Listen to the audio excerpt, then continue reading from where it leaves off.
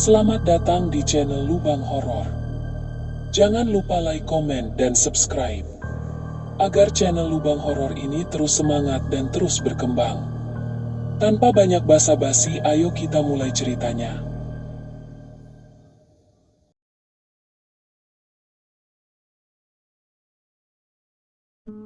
Tidak semua ketakutan datang dari tempat gelap.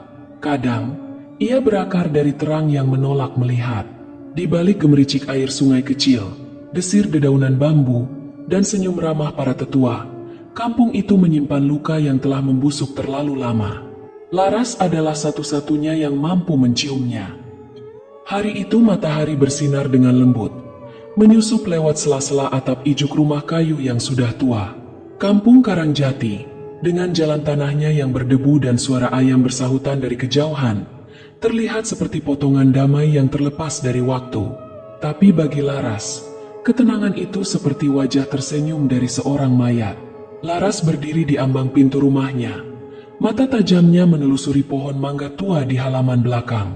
Angin berembus pelan, menggerakkan rantingnya. Tapi bayangan di bawah pohon tidak ikut bergerak. Ia mematung, hitam dan berkerudung. Bayangan itu tak punya wujud yang jelas. Hanya kontur samar dengan kehadiran yang terlalu nyata. Ia memejamkan mata, menghitung dalam hati. Saat ia buka matanya kembali, bayangan itu telah lenyap. Tapi udara menjadi lebih dingin, dan bulu kuduknya berdiri seolah disentuh oleh tangan yang tak kasat mata. Sejak usia 7 tahun, Laras telah menjadi tempat berlabuh bagi yang tak terlihat. Suara-suara lirih sering datang saat malam turun, memanggilnya dengan nada seperti ratapan yang ditahan. Kadang mereka berbisik di telinganya ketika ia tertidur. Kadang mereka sekadar duduk diam di sudut kamar, menatap tanpa mata. Tapi Laras tidak pernah merasa sendirian. Dan itulah masalahnya. Ia belajar untuk tidak menunjukkannya. Ia tahu benar bagaimana ibunya akan menatapnya penuh iba, lalu menggenggam tangannya sambil membaca doa panjang. Ayahnya akan berkata lembut namun tegas, bahwa iman adalah benteng, dan hanya mereka yang goyah yang bisa disentuh oleh yang bakhil. Jadi Laras diam. Ia menyimpan rasa takut itu seperti serpihan kaca di dalam mulut, menelan luka-luka kecil yang tak pernah bisa sembuh. Ia berpura-pura tertawa di antara kawan-kawan, mengaji dengan khusyuk, menyapu halaman seperti anak gadis biasa. Tapi tiap malam, saat semua tidur dan nyanyian jangkrik menggema panjang, ia kembali mendengar langkah kaki itu. Tidak seperti langkah manusia, seolah sesuatu yang sangat tua dan sangat marah sedang mencoba untuk bangkit dari kuburnya. Dan malam itu, ia tidak hanya mendengar langkahnya, ia juga mendengar napasnya. Di luar, pohon mangga itu kembali berderak, meski angin tak berhembus. Keesokan harinya, Laras duduk di ruang tengah bersama keluarganya. Udara pagi masih sejuk. Aroma kayu bakar dari dapur bercampur wangi kopi tubruk yang baru diseduh. Di dinding, sebuah foto keluarga tergantung miring, nyaris jatuh, tapi tak ada yang memperbaiki. Seperti banyak hal lain dalam rumah itu, semua dibiarkan apa adanya. Laras membuka suara. Semalam, aku dengar sesuatu lagi. Ibunya langsung berhenti menumbuk sambal. Ayahnya menoleh dari Al-Quran yang terbuka di pangkuannya. Raut wajah yang semula teduh berubah menjadi datar, seperti tirai yang ditutup mendadak. "Apa yang kamu dengar?" tanya ayahnya. Suaranya tenang, tapi dingin. "Langkah di belakang rumah, tapi bukan manusia. Dan aku lihat sesuatu di bawah pohon mangga." "Sudah," potong sang ayah. Ia menutup kitab suci dengan satu tepukan halus, lalu berdiri, menghampiri Laras. "Kamu ini, dari kecil terlalu sering membiarkan pikiranmu bermain-main. Tapi itu bukan cuma pikiran. Yah, aku lihat sendiri." Nada Laras meninggi, meski ia tahu itu tak akan membuat mereka percaya. Ibunya berdiri, wajahnya cemas namun tidak karena takut, melainkan karena khawatir anaknya akan makin dianggap tidak normal. Ia menggenggam bahu Laras dan berkata dengan lembut, "Nak, keimananmu diuji. Ingat, manusia itu lebih mulia dari jin. Jangan kamu beri mereka kekuatan dengan ketakutanmu sendiri." Laras menatap ibunya. Putus asa. Ada jarak besar antara mereka. Bukan karena cinta yang hilang, tapi karena kebenaran yang tidak sama. Malam harinya, Laras menutup jendela kamarnya rapat-rapat, menyematkan slot kecil di atas kusen dan meletakkan gunting terbuka di bawah bantal, seperti yang pernah diajarkan neneknya diam-diam. Tapi dalam gelap, kehadiran itu tetap datang. Ia tidak berbentuk kali ini, hanya tekanan. Seperti ada sesuatu yang sangat besar duduk di dadanya. Ia tak bisa bergerak, tak bisa bicara, hanya bisa mendengar. Napas berat dan gemeretak gigi, sangat dekat. Sebuah bisikan terdengar di telinganya. Dan tiba-tiba, seluruh dinding kamarnya berdetak. Seakan-akan rumah itu bukan lagi tempat tinggal, tapi tubuh dari sesuatu yang jauh lebih tua dan jauh lebih ganas. Ia terbangun dengan keringat dingin dan darah mengucur dari hidung. Tidak ada angin, tapi tirai jendelanya melambai sendiri. Di luar, suara dari pohon mangga kembali terdengar. Tapi kali ini bukan ranting yang bergerak, melainkan suara seperti seseorang yang digantung, tali yang mengayun perlahan, dan bunyi decitan. Seperti tubuh yang menggeliat, dan belum mati sepenuhnya. Laras bangkit, menatap langit-langit. Ia tak berkata sepatah kata pun. Ia tahu satu hal malam itu. Iman tidak selalu mampu menyelamatkanmu. Jika yang kamu lawan bukan setan, tapi sejarah yang dikubur dalam dusta. Sudah hampir seminggu Laras tak bisa tidur dengan tenang. Lingkar matanya menggelap. Tubuhnya mengurus meski ia tetap makan seperti biasa. Di sekolah, ia mulai sering melamun. Matanya kerap kosong menatap ke arah jendela. Seolah ada sesuatu di luar sana yang memanggilnya diam-diam. Teman-temannya mulai menjauh, membisiki satu sama lain. Laras makin aneh, ya. Ia mencoba bertahan. Ia membaca doa sebelum tidur, menggantungkan ayat kursi di atas ranjang, bahkan menempelkan air rukyah di dahi dan dada. Tapi gangguan itu tak berkurang. Suatu malam, ketika Laras tengah mencoba tidur, tiba-tiba lampu kamarnya berkedip pelan. Angin dingin merambat lewat celah jendela yang padahal sudah tertutup rapat. Ia bangkit, menyelimuti tubuhnya, berusaha menenangkan diri. Kemudian, suara ketukan datang dari dalam lemari bajunya. Laras membeku. Ia menatap lemarinya yang sedikit terbuka. Pakaian sekolah tergantung rapi di dalam. Tapi suara ketukan itu datang lagi. Ia berjalan perlahan, dengan napas tercekat. Tangannya gemetar saat meraih gagang lemari. Ia tahu ini ide buruk, tapi rasa penasaran bercampur dengan ketakutan yang menggumpal membuatnya tak bisa menahan diri. Ia membuka lemari dengan cepat. Tidak ada apa-apa, kecuali bau menyengat seperti bangkai basah. Laras menutup hidungnya, terbatuk-batuk. Matanya mulai berair. Saat ia hendak menutup kembali pintu lemari, ia melihatnya. Tersembunyi di sudut dalam, ada bekas telapak tangan. Seperti tangan anak kecil, tapi bentuknya tidak normal. Jari-jarinya lebih panjang dari seharusnya, dan kuku-kukunya terlihat runcing, seolah pernah mencakar sesuatu berulang-ulang. Bekas itu tidak hanya ada di dinding lemari. Laras menjerit. Orang tuanya segera datang, menerobos masuk ke kamarnya. Ayahnya menyalakan lampu, melihat Laras terduduk gemetar di depan lemari terbuka. Ia memeluknya, mencoba menenangkannya, sementara ibunya hanya berdiri kaku di pintu, matanya memandangi sesuatu. Sesuatu yang Laras sadari belakangan.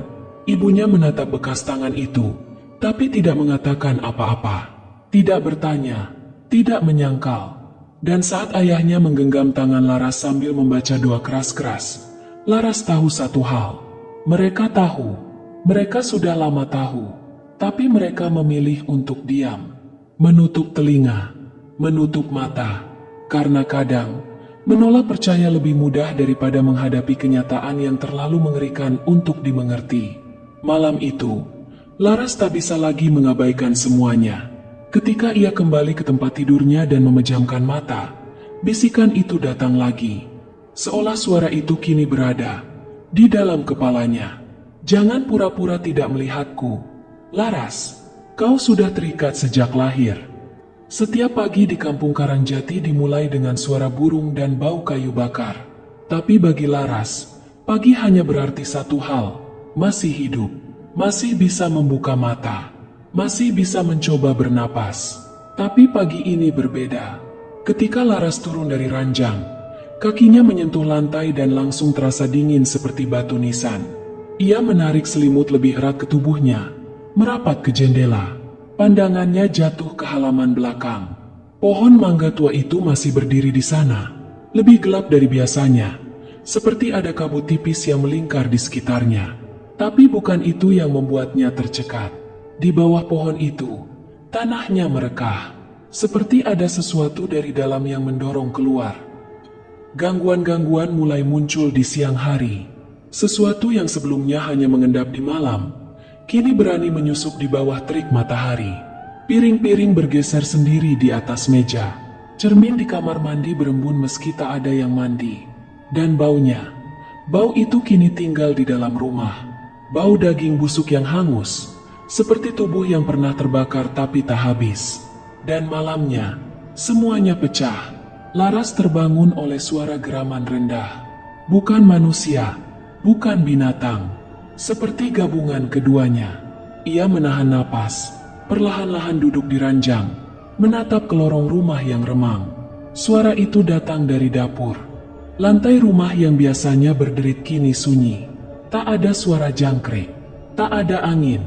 Hanya suara itu, terengah, lapar, dan dekat. Saat ia melongo ke dapur, ia melihatnya. Sosok itu membelakanginya, berdiri kaku di pojok ruangan. Tubuhnya seperti terbuat dari akar yang terbakar, dan kepalanya terlalu kecil, terlalu miring ke kiri, seperti digantung terlalu lama. Ia bergetar, perlahan-lahan. Makhluk itu berbalik, matanya kosong, tapi bibirnya tersenyum. Dan saat ia menatap Laras, ia berbicara, tapi tidak dengan mulutnya. Suara itu langsung masuk ke dalam kepala Laras. Ini bukan tentang kamu, Laras. Ini tentang mereka. Mereka yang membiarkanku dikubur tanpa nama. Laras lari. Ibunya datang, menjerit melihat Laras menggaruk-garuk kulitnya sendiri seperti mau melepasnya. Ayahnya berteriak membaca ayat-ayat. Tapi semua suara itu tenggelam oleh satu kenyataan yang menghantam Laras seperti palu. Keesokan harinya, Laras memutuskan untuk keluar rumah. Ia butuh jawaban. Ia butuh tahu apa yang telah terjadi di kampung ini. Tapi saat ia berjalan keluar, ia menyadari sesuatu. Burung-burung yang biasa berkicau di pagi hari, semuanya diam. Dan di sepanjang jalan tanah yang ia lalui, ia melihat paku-paku kecil tertancap di akar pohon. Tali hitam diikatkan melingkar di batang. Sisa dupa yang sudah mati. Seolah-olah seluruh kampung ini sedang melakukan sesuatu. Bersama-sama, untuk menahan sesuatu, tetap terkubur. Dan Laras tahu, mereka tidak cukup kuat. Malam itu, kampung Karangjati diliputi kabut yang tak biasa. Bukan kabut alami, tapi sesuatu yang terasa basah, berat, dan berbau tanah busuk. Bahkan lampu jalan yang biasanya temaram kini hanya bersinar redup, seperti ragu untuk menembus gelap yang semakin pekat. Laras tidak bisa tidur. Ia berdiri di ambang pintu kamarnya, tubuhnya kaku, telapak tangan dingin seperti batu. Jam dinding berdetak lambat, seolah waktu pun takut melangkah. Di lorong sempit rumahnya, hanya cahaya redup dari lampu minyak yang menyorot bagian-bagian rumah yang tak ingin dilihat. Kemudian, ia muncul. Sosok hitam itu berdiri di ujung lorong, diam, tidak bergerak, tidak bernapas. Tapi Laras tahu ia melihatnya. Matanya menyala merah seperti bara di kubur basah, menembus ruang dan kulit. Sosok itu tinggi, tapi kurus, seperti mayat yang terlalu lama dikubur namun dipaksa berdiri. Kulitnya melepuh, menggantung dari tulang-tulangnya. Dan wajahnya tidak berbentuk, seperti dipukul berkali-kali hingga hancur, tapi dipaksakan tetap tersenyum. Laras tidak bisa menjerit, suaranya terkunci. Sosok itu tidak bergerak, tapi lorong terasa menyempit. Dinding-dindingnya seperti bergerak perlahan, menghimpit Laras ke belakang, memaksanya mundur. Saat langkah pertama sosok itu terdengar, lantai kayu retak, seperti tak kuat menahan bobot yang terlalu berat atau terlalu tua. Langkah kedua, lampu minyak bergetar. Langkah ketiga, Laras jatuh terduduk. Matanya tak bisa lepas dari sosok itu, tapi jantungnya seperti hendak melompat dari dadanya. Dan tepat sebelum makhluk itu mencapai ambang pintu kamarnya, ia berhenti. Kemudian kepalanya berputar. Sampai akhirnya, wajahnya menghadap ke arah dapur. Di sana, di antara gelap, tampak ibunya berdiri. Dan sesuatu yang tak masuk akal terjadi. Sosok itu menunduk, seolah menunjukkan rasa hormat, lalu menghilang dalam kabut. Ibunya tak mengatakan apa-apa, hanya diam, menatap Laras sebentar, lalu berbalik masuk ke dapur dan menutup pintu pelan. Laras tetap di lantai, tubuhnya gemetar. Ada sesuatu yang lebih dingin dari hantu merayap di punggungnya malam itu. Ada sesuatu yang ibunya tahu, sesuatu yang sudah terjadi sejak lama. Keesokan paginya, Laras mencoba bertanya, tapi ibunya tak banyak bicara, hanya berkata dengan suara datar, "Kadang, sesuatu harus dibiarkan tertidur. Kalau dibangunkan, ia akan menagih, dan tak semua orang siap membayar." Saat Laras berbalik, ia melihatnya. Jejak kaki berlumpur, memanjang dari pintu depan, melintasi lorong rumah, dan berhenti tepat di depan kamarnya. Tapi yang paling membuatnya bergidik, jejak itu mengarah masuk, bukan keluar. Sejak malam itu, Laras tidak lagi bertanya, ia mengamati. Ibunya selalu bangun pukul 3 dini hari. Ia tak lagi tidur di kamar bersama ayah, melainkan di ruang belakang yang dulunya gudang. Di sana, Laras sering mencium bau kemenyan terbakar samar-samar, diselingi suara lirih seperti doa, atau mungkin mantra. Namun, saat pagi tiba, ibunya kembali menjadi sosok yang tenang dan saleh, seolah tak pernah terjadi apa-apa. Laras merasa semakin terasing. Bahkan kehangatan keluarganya pun kini terasa seperti sandiwara.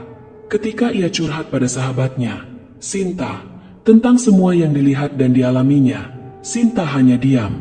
Lalu pelan-pelan berkata, "Aku juga sering dengar suara-suara, tapi ibu bilang, itu cuma yang menjaga. Jangan dibahas, nanti mereka marah." Laras menegang. Menjaga? Satu kalimat itu membuka pintu baru dalam pikirannya. Kampung ini tidak pasif. Ini bukan tentang satu rumah berhantu, atau satu arwah penasaran.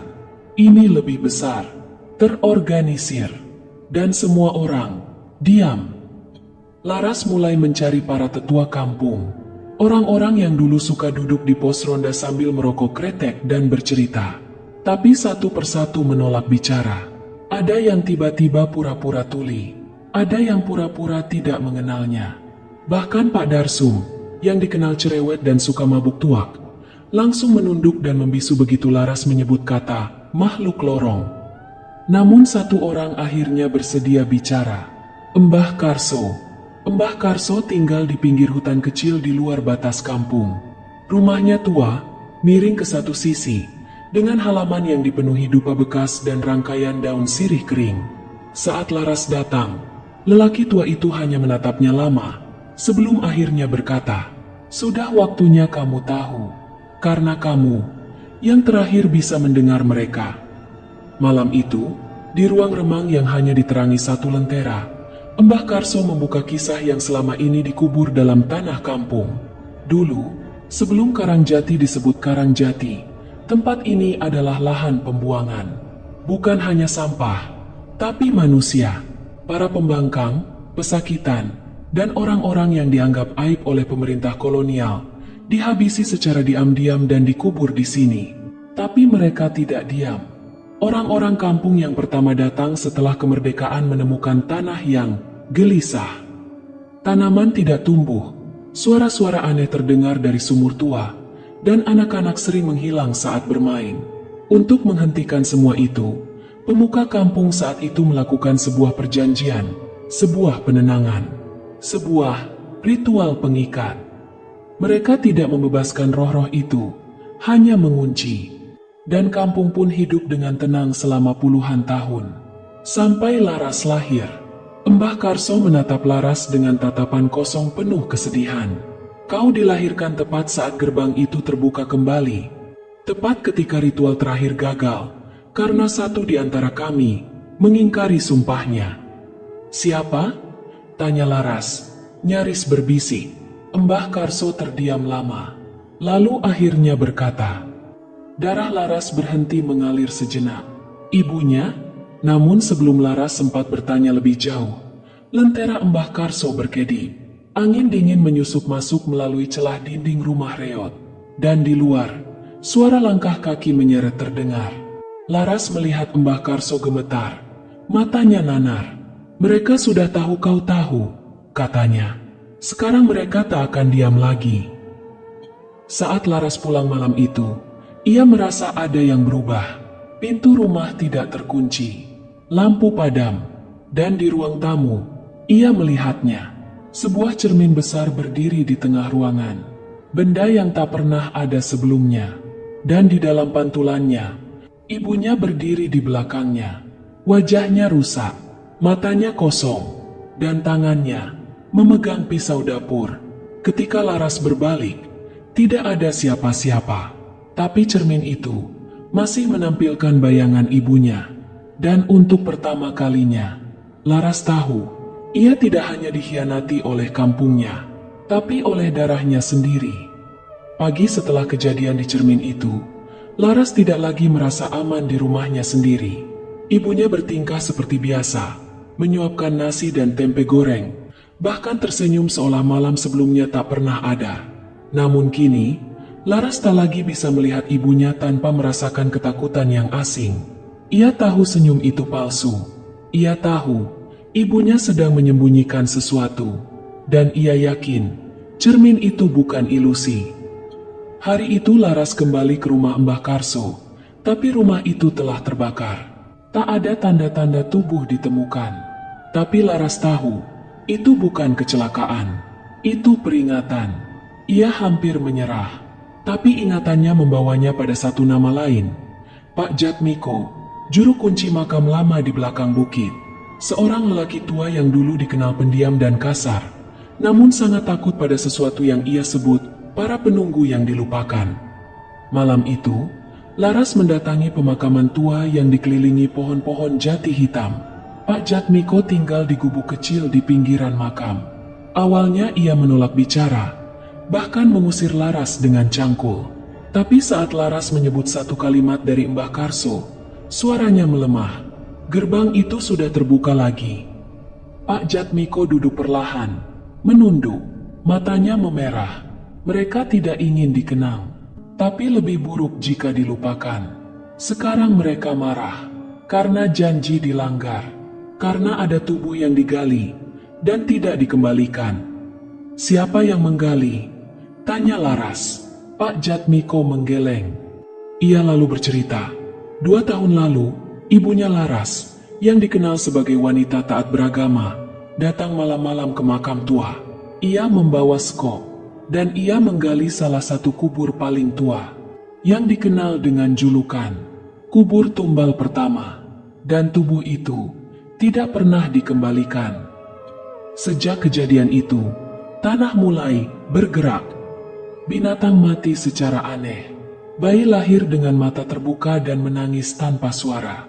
Dan yang paling mengerikan, beberapa penduduk mulai bermimpi dikubur hidup-hidup dan terbangun dengan kuku penuh tanah.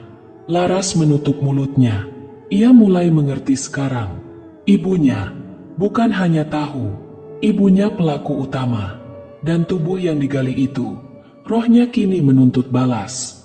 Namun yang membuat Laras paling ngeri, bukan dendam si arwah, melainkan fakta bahwa bukan satu makam yang dibuka, tapi 3, dan 2 lainnya belum ditemukan. Malamnya, Laras kembali ke rumah, tapi tidak masuk. Ia mengendap ke belakang rumah, ke halaman yang dulunya kosong. Di sanalah ia melihat bekas-bekas upacara yang tak lazim. Garam berserakan membentuk lingkaran. Tulang hewan kecil tergantung di pohon mangga. Dan di tengah tanah, ada bekas galian yang ditimbun kembali, namun tidak rapi. Ia menggali perlahan dengan tangan. tanah basah dan bau. Jantungnya berdegup kencang, hingga akhirnya jarinya menyentuh sesuatu, kain kafan. Tapi di dalamnya bukan tulang, melainkan cermin kecil terbungkus rambut manusia. Dan di baliknya tertulis nama Laras. Tubuhnya membeku. Tiba-tiba dari balik pohon ibunya muncul. "Sudah kamu temukan?" bisiknya dengan senyum lelah. "Kamu memang lebih kuat dari yang kami kira." "Siapa kami?" Laras mundur. Ibunya tidak menjawab, hanya mengangkat tangannya. Di pergelangan tangannya tergantung gelang aneh, terbuat dari gigi kecil manusia. Dan saat itu juga, tanah di bawah kaki Laras mulai retak. Dari retakan itu, suara lirih terdengar, seperti puluhan mulut yang membisikkan mantra bersamaan. "Kami belum lengkap. Kami butuh darahmu. Kami butuh ingatanmu." Dan Laras sadar, ini bukan tentang mengusir hantu. Ini tentang mengungkap dosa. Dan dosa itu diwariskan. Laras berlari malam itu, tanpa alas kaki, menyusuri jalan setapak kampung yang sepi seperti mati. Di balik rumah-rumah kayu tua, ia mendengar bisikan. Bisikan yang mengikuti setiap langkahnya, memanggil-manggil namanya dengan nada yang tidak manusiawi. Namun lebih dari takut, kini Laras marah pada ibunya, pada kampungnya, pada semua orang yang memilih diam atas kejahatan yang telah lama dikubur bersama akar-akar jati. Ia tak bisa lagi berpura-pura kuat, tapi ia juga tak bisa lari. Sebab kini ia mengerti, yang mereka incar bukan hanya jiwanya, tetapi memori darahnya. Laras bersembunyi di rumah kosong bekas balai desa yang telah lama tak dipakai. Di dalamnya, ia mulai mencatat potongan cerita dari Mbah Karso, dari Pak Jatmiko, mimpi-mimpinya, dan suara-suara yang ia dengar. Ia tulis semua dengan detail, seolah sedang menyusun puzzle dari keping-keping terkutuk. Dan satu hal menjadi jelas, entitas yang mengganggunya bukan satu, 3 roh utama, masing-masing mewakili fase dari perjanjian lama yang dilanggar. Satu pengingat, sosok hitam bermata merah, yang muncul pertama kali di lorong. Ia tidak menyakiti, hanya membayangi, tapi jika diabaikan, ia berubah liar. 2 penuntut, bayangan bersuara bayi, terdengar dari sumur. Ia membawa trauma yang belum terlahirkan, menempel pada jiwa lemah dan membuatnya hancur perlahan. 3 pemutus, entitas terakhir, belum terlihat, tapi setiap orang yang pernah melihatnya, selalu ditemukan mati dengan wajah memutar ke belakang, seolah berusaha lari, tapi tak sempat. Dan Laras tahu, ia akan segera melihat yang ketiga. Pukul 3 dini hari, langit Karangjati hitam pekat, bulan seperti disobek awan. Laras kembali ke sumur tua di belakang surau, tempat di mana suara bayi itu pertama kali terdengar. Ia tak datang sendiri. Bersamanya, 2 orang yang akhirnya percaya, Sinta dan Pak Jatmiko. Mereka membawa lilin, garam, dan sebilah keris peninggalan leluhur kampung yang konon dulu digunakan untuk menyegel suara. Sinta membaca doa, tangannya gemetar. Laras berdiri di bibir sumur, menatap ke dalam kegelapan yang tidak berpantul. Lalu, suara itu muncul, tangisan bayi, tapi dari dasar bumi. Pak Jatmiko memejamkan mata. Itu bukan bayi. Itu suara jiwa yang terperangkap dalam pusaran ingatan. Ia tak tahu ia sudah mati. Tanpa peringatan, tanah di sekitar sumur bergetar. Angin menyeringai. Dan dari balik pohon-pohon, mereka muncul. Para warga kampung. Dengan wajah datar, mata kosong, seperti sedang tidur. Tapi tubuh mereka berjalan, mendekat perlahan. Laras, bisik ibunya di antara mereka. Kembalikan mereka, atau semua orang akan jadi seperti ini. Laras menatap ibunya. Siapa yang harus dikembalikan? Ibunya menunjuk sumur.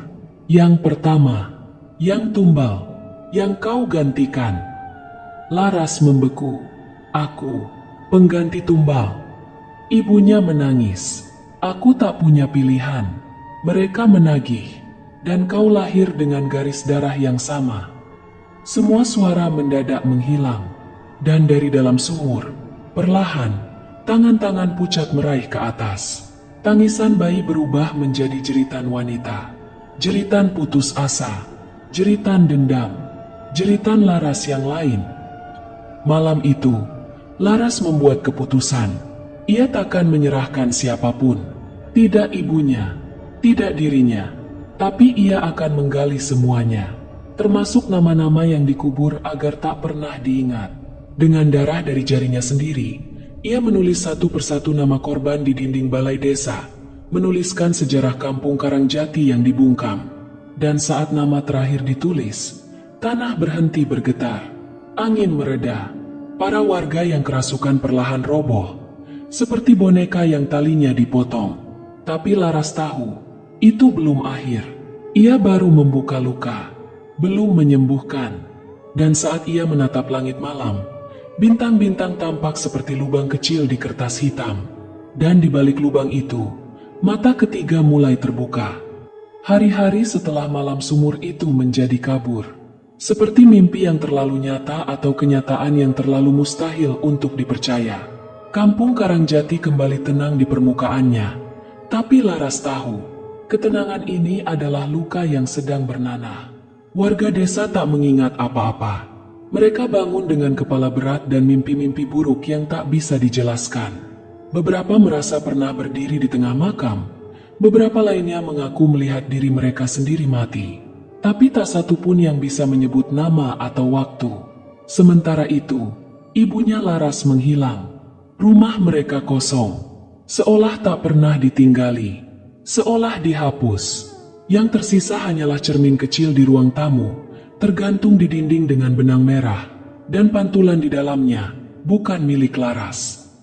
Dengan bantuan Sinta dan Pak Jatmiko, Laras memutuskan untuk menyelidiki dua makam lainnya yang belum ditemukan. Ia tahu roh ketiga, pemutus, masih menunggu, dan selama dua kuburan itu belum ditemukan, malapetaka akan kembali, lebih liar, lebih nyata, dan lebih berdarah. Mereka menyusuri arsip-arsip desa tua yang tersembunyi di perpustakaan kelurahan.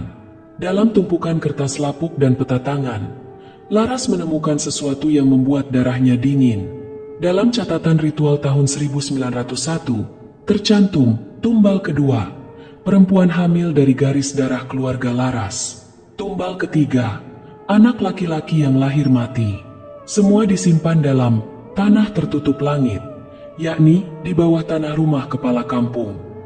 Rumah kepala kampung, tempat rapat warga, tempat pesta desa, tempat upacara syukuran, tanah paling sering diinjak, tapi tak pernah dikuliti. Dan sekarang Laras tahu, seluruh kampung ini dibangun di atas fondasi tulang. Malam itu mereka bertiga menyusup ke rumah kepala kampung yang megah. Di ruang utama ada lantai kayu tua yang sedikit lebih gelap. Laras memukulnya dengan ujung linggis. Dan saat dibongkar, terkuak sebuah lubang berbau busuk dan pekat seperti darah basi. Mereka turun dengan senter dan napas tertahan. Tangga kayu tua berderit, dan setiap langkah membawa mereka lebih dalam ke ruang yang tidak seharusnya ada. Ruang ritual kuno, dipenuhi ukiran wajah-wajah terdistorsi, patung-patung manusia tanpa mata, dan di tengah, dua peti kecil. Satu berwarna merah kusam, satunya lagi, seperti dibungkus kulit. Laras membuka peti pertama. Di dalamnya, sisa-sisa pakaian perempuan hamil, dengan bekas tusukan di bagian perut. Dan di peti kedua, gumpalan benda tak berbentuk, tulang janin dan potongan pita merah yang digunakan untuk membungkam roh yang menangis sebelum lahir. Pak Jatmiko berlutut. Ini bukan makam, ini penjara. Dan saat Laras menyentuh pita merah itu, terjadilah sesuatu. Seluruh ruangan berdenyut. Senter mereka padam. Dan suara dari dinding berkata, "Aku tak ingin dilepaskan. Aku ingin diulang. Karena dalam kematian, aku merasa hidup untuk pertama kalinya." Itulah pemutus. Roh yang tidak mencari keadilan, tapi kekekalan. Ia tak menginginkan kedamaian, tapi perulangan. Ia ingin darah baru. Ia ingin generasi baru. Ia ingin Laras. Lantai bergetar, peti-peti bergerak. Tulang janin itu melompat seperti hidup dan menggeliat menuju Laras. Sinta menjerit. Pak Jatmiko mengangkat keris dan membaca mantra. Tapi suara-suara itu terlalu kuat. Mereka berbicara langsung di dalam kepala. Biarkan aku masuk, dan kamu akan tahu kebenaran ibumu. Biarkan aku melihat, dan kamu akan melihat kenapa kamu ada. Laras tergoda, namun ia tahu, menyentuh pemutus adalah menyentuh kegilaan. Maka ia lakukan satu hal yang tak pernah diajarkan. Ia menjerit, jeritan penuh amarah, penuh rasa kehilangan, penuh pengkhianatan. Jeritan itu bukan doa, bukan mantra, tapi kenyataan. Dan kenyataan lebih menyakitkan dari kutukan. Ruang bawah tanah pecah, patung-patung runtuh, api menyala dari udara. Dan dalam sekejap, Laras memeluk kedua peti, menyiramkan darahnya sendiri ke atasnya, dan menutupnya dengan kata-kata terakhir, "Aku tidak takut mengingat." Saat Laras bangun, ia ada di halaman rumahnya. Fajar mulai menyingsing. Kampung Karangjati tenang. Tak ada suara aneh, tak ada bayangan. Tapi ibunya tak pernah kembali. Pak Jatmiko ditemukan tertidur di depan surau. Rambutnya berubah putih. Sinta kehilangan suara, tapi tetap di sisi Laras, menggenggam tangannya setiap hari. Dan Laras, ia menjadi pengingat yang menulis ulang sejarah Karangjati, yang menjaga agar kampung itu tidak melupakan dan tidak mengulangi. Namun di tiap malam ke-13 bulan gelap, di cermin kecil kamar Laras, kadang masih muncul bayangan kecil, dengan mata merah menyala, seolah menunggu Laras lelah mengingat, dan siap membisikkan, "Kamu hanya penundaan, bukan akhir." Sebelum Laras tahu, waktunya sudah habis. Kampung Karangjati yang dulu sepi dan terlupakan kini terasa lebih sunyi dari sebelumnya. Ia bangun pagi-pagi, terbangun di tempat tidurnya yang terasa asing, meski itu adalah rumahnya sendiri. Ada kekosongan yang aneh, seolah-olah dunia ini sedang menunggu sesuatu yang akan datang, sesuatu yang belum selesai, sesuatu yang lebih jahat dari yang pernah dia bayangkan. Malam itu, Laras duduk di kursi, memandang cermin kecil di atas meja. Cermin itu masih tergantung di dinding, tak pernah dipindahkan meskipun ia sudah berjanji untuk membakar segala kenangan yang mengikatnya ke masa lalu. Tapi cermin itu seolah punya kekuatan untuk tetap ada, tak tergoyahkan, meskipun ia mencoba melupakan. Tiba-tiba, bayangan di cermin itu berubah.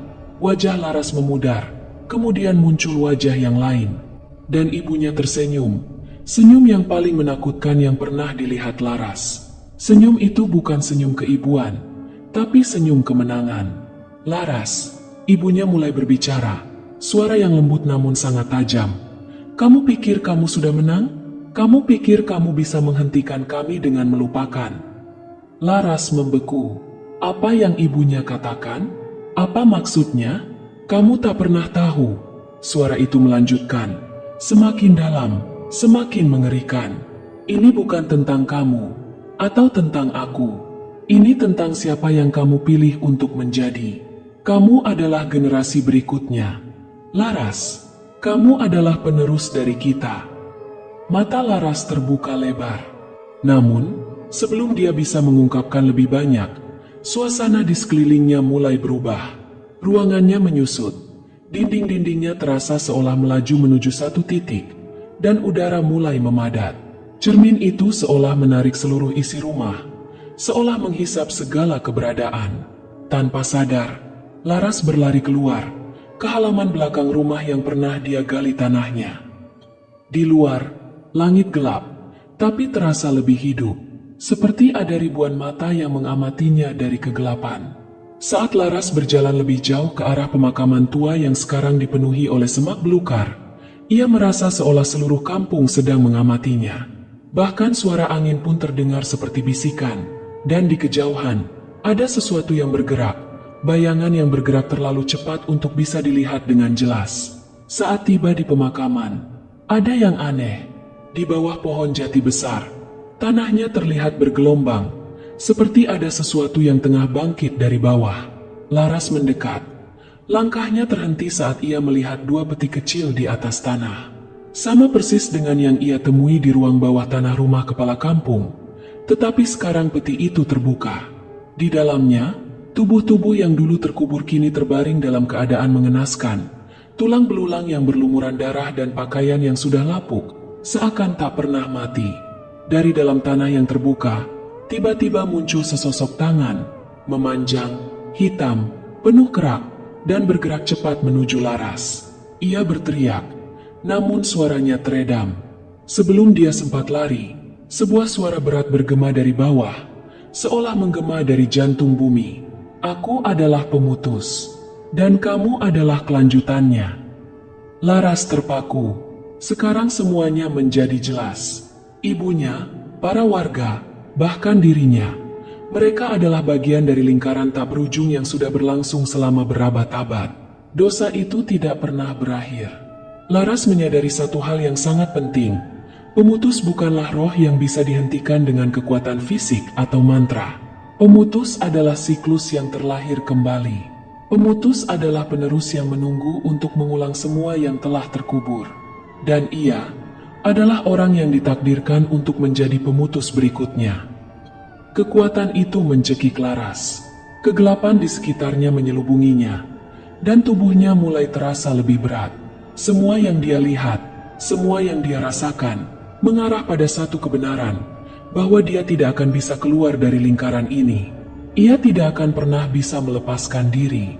Ibunya, yang kini berdiri di belakangnya, mendekap Laras dari belakang dengan tangan dinginnya. Kami tahu kamu bisa. Kamu bisa, Laras. Namun Laras, dalam keadaan yang terjepit, hanya bisa tersenyum lemah. Jika aku melakukannya, tak ada lagi yang akan tersisa.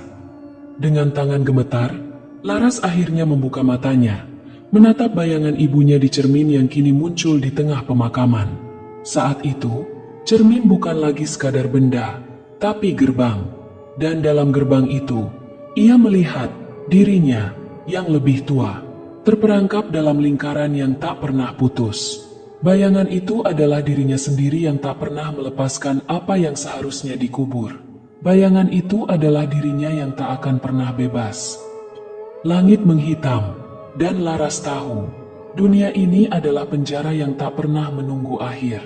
Karangjati tidak pernah sepi, ia selalu menunggu, dan Laras, sebagai penerusnya, tidak akan pernah bisa lari dari takdir.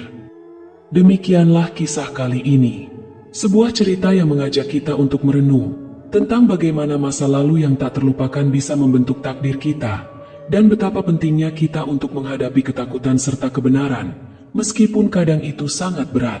Saya mengucapkan terima kasih yang sebesar-besarnya kepada kalian semua yang telah meluangkan waktu untuk mendengarkan kisah ini. Semoga cerita yang penuh misteri ini memberikan kesan dan pelajaran yang mendalam bagi kita semua. Sebagai pesan penutup, ingatlah bahwa setiap keputusan yang kita buat, sekecil apapun, dapat mempengaruhi hidup kita dan orang di sekitar kita. Jangan biarkan ketakutan atau masa lalu menghalangi langkah kita ke depan. Terkadang, keberanian terbesar adalah menghadapinya, meskipun kita tahu tidak ada jaminan untuk keluar dari kegelapan itu dengan mudah. Hidup ini penuh dengan misteri dan kejutan, namun kita selalu memiliki pilihan untuk tetap maju, belajar, dan berkembang. Jangan pernah biarkan rasa takut atau penyesalan menguasai kita, karena setiap perjalanan, sebaik apapun atau seburuk apapun, pasti akan membawa kita menuju pemahaman yang lebih dalam tentang diri kita sendiri. Terima kasih telah mendengarkan. Sampai jumpa di kisah berikutnya.